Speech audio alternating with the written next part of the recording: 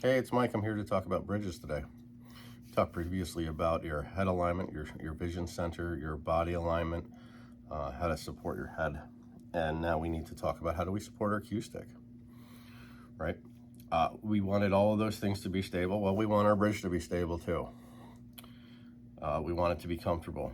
We need it to create clearance, and we need to keep our stick in alignment. So it needs to adhere to those four elements as well.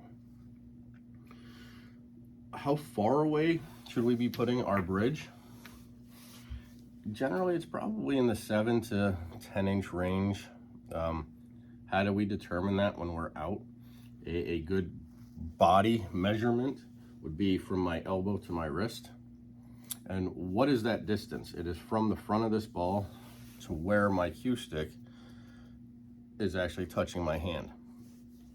So if we measured from here to here, and then of course I bring a tape measure out with me and measure that up, that is, as we can see, about 10 inches. So once we've determined the median distance away from the cue ball that we want to use, we need to understand there's reasons for being a little closer, there's reasons for being a little further back. If you move your bridge in, you might increase accuracy, but you will be sacrificing any kind of power. If you also need to hit the ball a little softer, bringing your bridge in will accomplish that. By bringing your bridge in, you have less ability to create a larger backstroke. So there will be a short backstroke and therefore creating less power. If you need a power shot, pulling back further than that, wrist to elbow, will allow, again, conversely to creating a short backstroke on the shorter bridge. This will create a larger backstroke, ergo a more powerful stroke. So that's where you want to place your bridge. Now we will discuss the different types of bridges that are out there. Again, stability being the main reason. We're going to create 3 points of contact with every bridge that we make, just like we had 3 points of contact with our stance. So our first bridge that we're going to discuss today is an open bridge. And what we'll do for this is just put our palm flat on the table. We're going to lay our stick here. And we're going to slide our index finger under our thumb, raising our thumb up. So you're going to twist your wrist up and slide those fingers around. This creates 1, 2, and 3 points of contact. So lay there, slide it underneath, and there's an open bridge. Closed bridge, you're going to start the same way. Put your hand on the table, put your stick on, lift this finger up and over your index finger and create contact here. And allow for fluid movement, clearance through that closed bridge. There we have open, closed, and those are the two most common from when you can put your hand on the felt, or even from the rail. We have a slightly different bridge that we're going to discuss next. So a rail bridge is one where our hand is actually, our ball is really close to the rail. So it might just be a couple inches from the rail. What we can do is just place our thumb next to our cue and our hand down. That's our starting point. And what we'll do is just pull that finger over. So we create a closed bridge, but we're not creating that contact point with our thumb. The table's acting like our thumb. Why don't we just glue a closed bridge on here? What this does is create a big elevation, a high elevation to the back of your cue. You'll hear it be called jacked up. You're jacking up. What happens is in this case, you'd be striking down on the ball, and that's how a jump shot is actually conducted, is striking down onto the ball. The force needs to go somewhere, and it rebounds off the table and flies up into the air. So we don't want to jump that ball even a little bit. It's also tough to get your alignment down and being able to aim correctly with the cue up in the air. So this way we can keep a nice level cue. That's an important element to every bridge that you're going to create. Your extended rail bridge, maybe that ball is really close to the rail.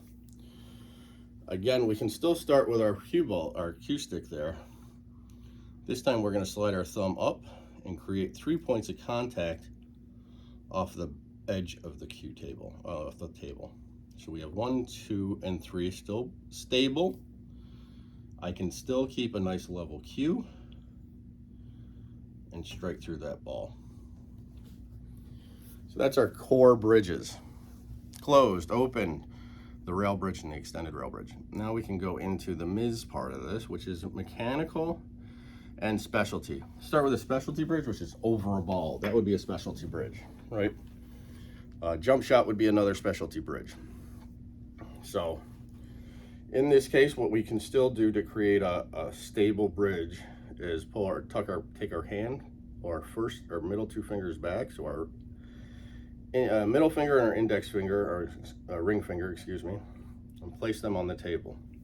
We're going to create an open bridge by simply elevating up, and that drags those fingers together. We still have 3 points of contact, so it still creates stability. So that is a specialty bridge. Another specialty bridge might be your jump bridge. Again, still the same thing, you're elevating just very high. I still have 3 points of contact and I'm striking down on the cue ball. So we're just very high, but still 3 points of contact, an open bridge, and striking down. So there's a couple different types of specialty bridges. Our last bridge is a mechanical bridge. Mechanical meaning that it's not of the body. So we have a slip-on head here, slip-on bridge head, just slips onto your cue. And in this case, we still want to, we would use these in cases where we simply can't reach. Our bridge distance, the bridge head's distance, should remain the same. There's no reason for it to be right up next to that ball. It's just acting as your hand because your hand can't be in that location.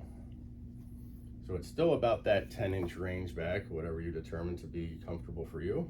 And I'm going to drop my cue stick into one of these. Most of these holders have a variety of different heights to allow your cue stick to fall into. Maybe you need to follow, maybe I'm over a ball. So there's a good way to use that higher one. In most cases, if at all possible, you're going to rest this on the table. And all I'm going to do is put my hand over it. That's just so it doesn't move out of the way. And then for this hand,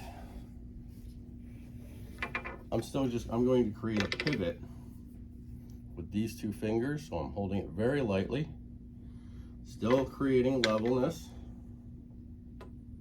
to pull back. Depth perception is a little different here, so pulling it off that rake is common. So you may not want to go right up and touch that ball, you're further away. It's tough to tell. Depth perception. I'm going to get in a better angle here to show you the pivot points.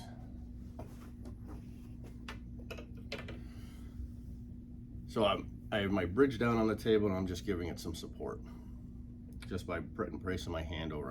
I don't have both up in the air. You're moving a lot of stuff around. More variables, less consistency. I'm going to hold this lightly with just my 2 fingers on one side and my thumb on the other. Keep my elbow up. My elbow is going to rise up in the air, and I'm just going to pull back and strike forward. Again, you don't see my upper arm moving. It's still just that hinge in my elbow, and your grip, that light grip of 2 fingers on one side and 1 finger on the other side, actually becomes a little bit of a hinge as well. But less movement, the better. That's our mechanical bridge. So we've discussed where our bridge distance should be, elbow to wrist. Reasons for having a closer bridge or for a bridge that's further away from that middle spot. And we've talked about mechanical bridges, specialty bridges, MIS, and then our closed bridge, open bridge, rail bridge, and extended bridge, the core.